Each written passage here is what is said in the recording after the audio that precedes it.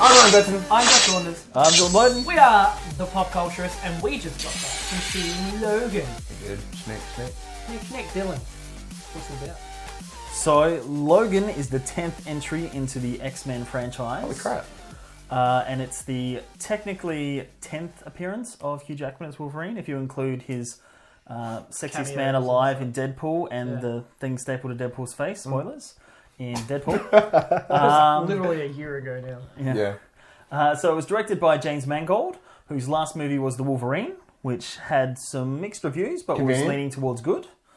And it stars, once again, Hugh Jackman in his final appearance as Wolverine, so he says, as Logan. And essentially the story's about Wolverine's decided to be a limo driver, and he drives around doing limo things for a while. He's got Professor X kind of in a dungeon, keeping him there hostage. And then the government turn up and essentially try and... I think you saw a different film. No, this is what happens. A young girl comes into his life, and this government force are after him, and he's after her, sorry, and she's got to be travelled up to North Dakota, or there's an Eden of freedom for her and her like, and then the mystery unfolds as to who she is, how she relates to Wolverine, and chaos ensues. Yeah. Chaos ensues. It is, to put it lightly. Josh, Yeah. what did you think of Logan in general? Well, the movie in general, or Hugh Jack, or like the character? Let's start with the movie as a whole. What did you think? I thought it was pretty spiffy. Pretty It was spiffy. a spiffy movie. Look, like it got an R rating. Yeah. And I was worried that they were going to just kind of ham fist things to justify the R rating, and I don't feel like they did. Okay. The R rating just comes from swearing and violence. That's literally the first word in the movie you hear is fuck. Okay. And there's one. Oh, and there's movie. Yeah. Yeah, that's happy about that. But it wasn't. You know, Wolverine has 6 blades that he slashes people with. Okay, and that's Claws.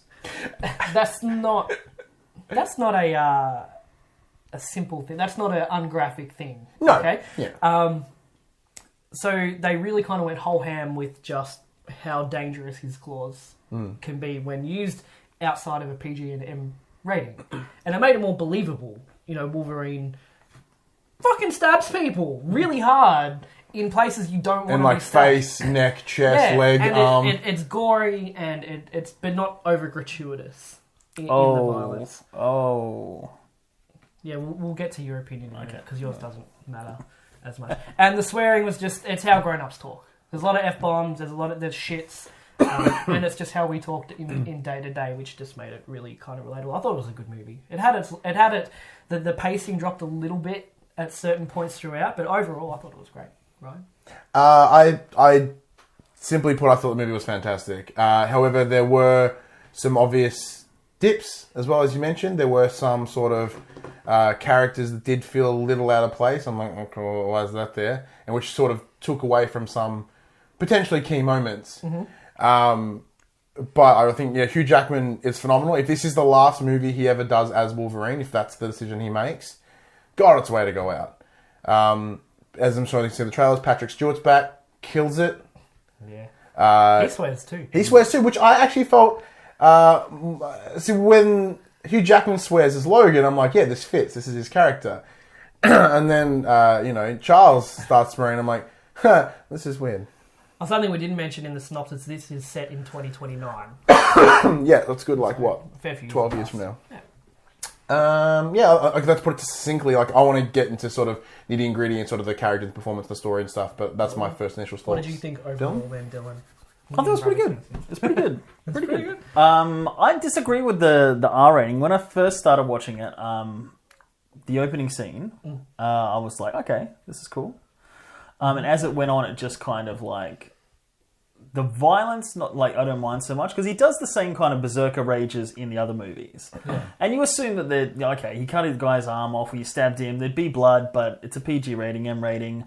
So you just assume they're dead and ripped up. So this took it to another level. The swearing, though, like you said, Professor X, was completely unnecessary. At the start, he's F this, F that, F that. And it seems like, we've got an R rating, what should we do? Well, do that line again, but say effing in it. Yeah. You know? I'll go into emphasis at effing this. And, I'll comment on that once we get to the spoiler part of it. Okay. And yeah, Wolverine or Logan swearing. Yeah, like he wasn't very angry per se at the start. He was just kind of like old and weary and just like whatever. Grizzled. But anything he did was like the guy like F you, F this, F that, what the F. You know, it was like he's never done this before in the movies. Now we can do it, and it seemed really out of character. There's times when, you know, he's mother effer and things like that. Moments that build up to it, but it was just way too much swearing. Like there were moments where, you know, as in like the opening shot, this is not real spoilers, where he's, you know, lying in a car and there's noise and he gets me. He's like, oh, fuck. Like we've all been there, and like that was like a real prop. Like there were moments where the swearing did seem out of place, even from Logan. And I'm like, oh, that's better. You know, it's weird. Like I'm someone that swears all the time. We are people that swear all the time. You don't really swear that often, so I give to your credit. I'll save it for punctuating. So like there were moments I'm like, no, you probably could have not said that, but like I understand where it added that sort of, especially in those early scenes, it added that he's just stopped caring, and that came across in how he delivered. So he's like, you know, F you, like I don't want to deal with this. Go away. I don't have time for your effing. You know, you know, and it kind of added just to him just being like done. Check that. Yeah.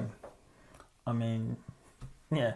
All right, cool. So that's essentially just our overall thoughts. We'll get into spoilers and get a bit deeper. What did you think of the performances? Hugh Jackman returning? Hugh Jackman nailed it. Absolutely nailed it. But he always does. Like, we know that the history of the X-Men movies, and they're not great. But Hugh Jackman as Logan is always a highlight. You know, no matter what material he's given, he makes the best of it. And he stands out from everybody else because he is the character and he believes it and he delivers it right. Patrick Stewart was awesome, but when is he not in anything? He's pretty cool. Give me one. Movie Man. Not some obscure things in the 70s that no one's ever heard of before. No, he's always pretty good. And Laura, who is the girl in the trailer, you hate child actors. You've said this before. Oh man, you hate them. I hate child actors. If you want to get specifically the Asian boy from season 3 of Arrow, worst stunted acting I've ever seen, and a perfect example of why majority of child actors are trash. But not Laura. No. I should know her name actually. This girl, I think we should give the girl this credit when it's due because I'll get her name. She, as I just coughed directly in the microphone. I'm going to doctor tomorrow. Just don't hold it again. Yeah, I've learned not to because of it. Yeah, she was literally so good. Like, and she spent the majority of the movie not talking, not saying a word, and just a lot of face, like a lot of just emotion in body language, a lot of screaming, and a lot of screaming. Daphne King, you've done a damn good job. if you come across, if you're watching, you've done a damn good job. No, I think she was absolutely phenomenal. I think she was really, really good. Probably a standout. It's kind of tough because all this three was of them. Only a second gig. What was the first gig? TV show called The Refugees. Haven't seen it. No intentions. She'll be around for a long time. But like the three faces you see predominantly in this movie are Wolverine, Xavier, and Laura, and they all brought it in a really good way. They normally, like, example when we watch like X-Men Apocalypse, there's like Fass is just doing it. He's killing it. He's Hugh Jackman. Yeah, he's Jackmaning the movie. Well, then you've got like Jennifer Lawrence just turned up. Captured. Like she's like everyone in this film I thought really bought something. Right? So I think they sort of. It's from a place where you can see when they've read this script and they've seen this movie, they're like, yeah, this is what we want to do, and this is a great swan song if it is, and like you can tell that they've all gone, yeah, this is what we need to make. It's too bad that we until the spoil section we can't talk about the antagonist of the film because that wasn't even hinted at in any of the trailers, so it's not. We can't mention it just here. But they do have one villain in the trailers. They have robot arm revolver ocelot looking guy. Yeah. Not a fan of him. He's an interesting character, it was a lot of why are you here? Is he a Marvel reference? Well, the Reavers are characters in the X-Men comics. They're like part cyborg people. Okay. I remember the episode of this animated series with Deathstrike, Lady Deathstrike, who was in X2 but unrelated in the movie, if you chose. And there was like a guy that was like half a body and then he had like a tractor, like tank wheels. What? I was waiting for him to turn up. He didn't. But yeah, they were like cybernetic arms. I'm so sorry. I think they all just had cybernetic arms. It's like arms or limbs, I think. To kind of be like super soldiers or whatever they might be. Yeah, stronger. Yeah, okay. But that looked pretty cool. The effect looked pretty good. Yeah. Especially when he did this and then did it back. And went back, He put his arm back on. Yeah. Like as I was watching it, like it did look out of place, but I don't think it looked out of place in terms of CG. The CG was pretty spot on. I think it would be the uncomfortable feeling you would look if you saw someone with a robot arm that could work that well. Yeah, well, it's set in the year 2029, so you just kind of like, okay. Oh, no, I mean, like, if someone was sitting in front of with a robot arm that worked that well, I'd be like, that's weird. Well, we've still got what? I don't like I don't like that. Still got 12 years to get there. Come on. Yeah, well, you know. Be positive. All right. So, yeah, I thought Hugh Jackman was great. Yeah. And in the more emotional scenes, he nailed it. Oh my god, I didn't expect this movie to make me feel. I didn't believe his like anger at the start. Like, it just didn't feel like when he did swear, it didn't feel like he meant it. But then towards the end of the movie, when it starts to kick in, and he's like, I don't know if I can mention this now. It's not really a spoiler, but I said in the cinema, if I had $1 for every time that he passed out and regained consciousness or woke up, it would honestly be about 11 times. And in the space of like 20 minutes, it was honestly 5. Yeah, but again, once we get into spoilers, I can elaborate on that. Like, in terms of like the way I can specific, like, he gets the shit kicked out of him. Multiple times. A lot. So, like, if I'd been brutally beaten as he is, I'm sure I'd be passed out or probably dead. Probably dead. So to his credit for waking up constantly. The movie happens over the course of a week. How many times did you get the shit kicked out of him in 7 days? Yeah. Logan like or not, David that song. hurts. But let's go into the story side of things.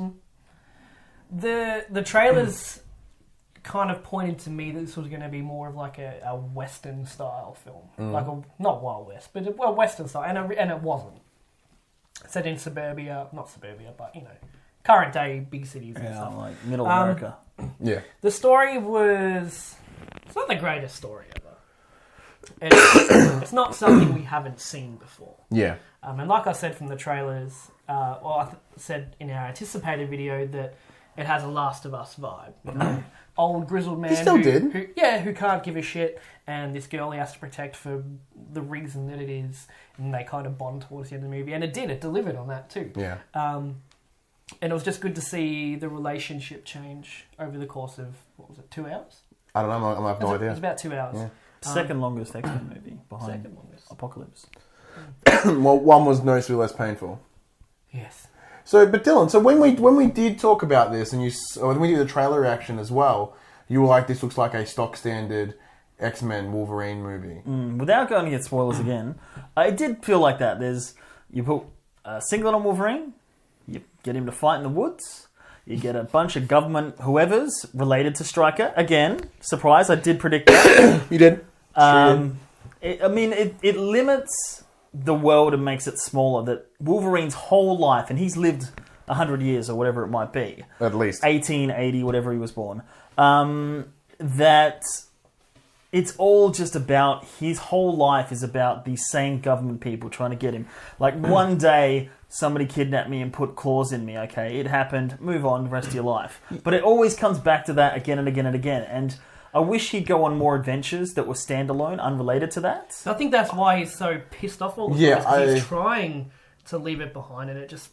I think that's one line he says during the movie. He says, "I didn't ask for this." Yeah. Like, with real, I didn't ask for it. But I think that line meant more just like he didn't just mean didn't ask for this. Like, what's happening now? It's just everything. Yeah, I think it comes down to I didn't, as in I didn't ask for that one moment where with the Weapon X project up until now, because everything has been shitty from then on. And I think that's by having that repeat constantly, I think that helps drive his character to where he is now. This is something I mentioned earlier. It's like all those other X-Men movies, as bad as they were, helped put it into this place. Yeah, but again, as a film, they're kind of making the same film over and over again. I understand the character and what the character development they built into it, but then again, make a different movie. You know, like don't do the same themes, the same tropes, but just escalating it to like now he's dying, now he's older, you know? Now it's really taken its toll. Like in X-Men 1, he was pissed off with his past and piecing it all together and wanted to be alone. X-Men 2, same thing. X-Men 3, same thing, but he kind of found family. Then everything else went off the rails in the other Then X-Men. the timeline gets really confusing, so we're not quite sure what really happened. Yeah, so Wolverine was good because it went away from that. And it was about a different story that didn't relate. I mean, it kind of involved his healing factor and his not being able to die. And that was really good, come to think of it. Like, he wanted to die. I quite like But Wolverine, he couldn't, yeah. and that was his problem. And now this is him dealing with he is going to die. What does that mean? What has he left behind? What was the whole reason of doing that? And that's what That's not really a spoiler, because you're sort of watching from the trailer, you see that he's not healing, he's degenerating, and Yeah, we won't get into why I yet. don't know. All right, so shall we just I think go that's about nuts all on we it? have to say about the Let's do quick anyway. final thoughts, even though it's probably mirroring what we kinda mentioned. did No, I Yeah. can't do it without spoilers. Okay. Spoilers! Berserker Unleash.